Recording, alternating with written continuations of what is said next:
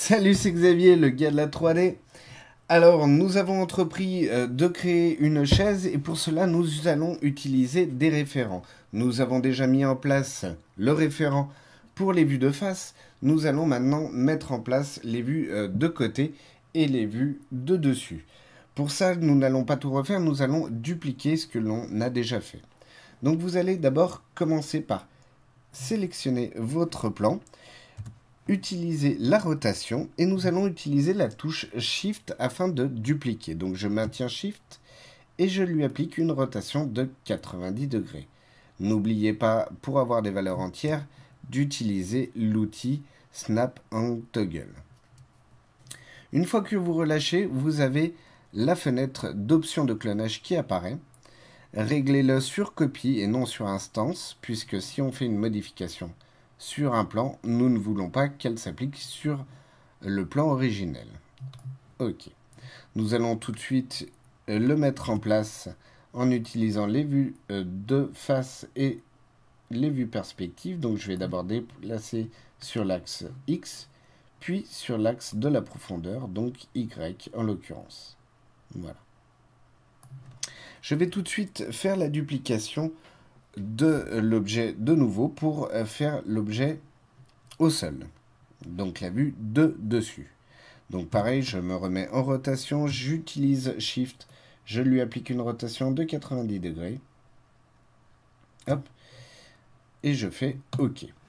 Ici, je vais avoir besoin, pour que tout s'ajuste à merveille, que mon plan s'aligne sur mon plan de face. Au moins sur l'axe X. Donc pour cela, je garde en sélection mon plan et j'utilise l'outil Aligne. Et je vais venir cliquer sur l'objet sur lequel je veux l'aligner. Alors, d'origine, vous avez les trois axes d'activer et tout est aligné par rapport à notre plan de face. Moi, je veux que ce soit aligné que sur X, donc je décoche Y et Z. OK. Puis, je n'ai plus qu'à déplacer sur l'axe Z pour la hauteur. Hop, très bien. Nous allons maintenant mettre les deux autres images, celles de côté et de dessus, sur nos plans. Donc je vais d'abord sélectionner ma vue de côté. Je vais réactiver le matériel. Je vais supprimer ce qui nous est inutile. Et je vais reprendre ma texture précédemment créée.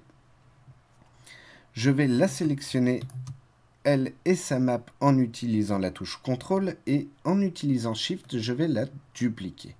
Voilà. Tout de suite, je vais l'assigner en faisant un clic droit à mon plan.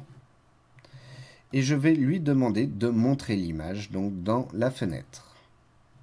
Il me reste à changer mon image de référence, donc je double-clique sur Map pour voir le chemin d'accès de mon image.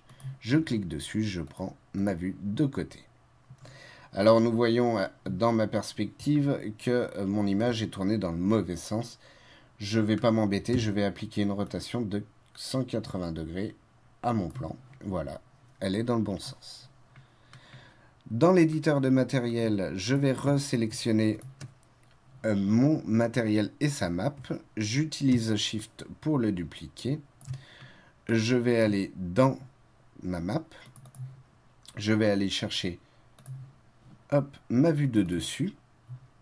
Je vais sélectionner ma vue de dessus, mon plan de vue de dessus, et je vais assigner la texture et lui demander de le montrer dans la fenêtre Show Shaded Material in Viewport.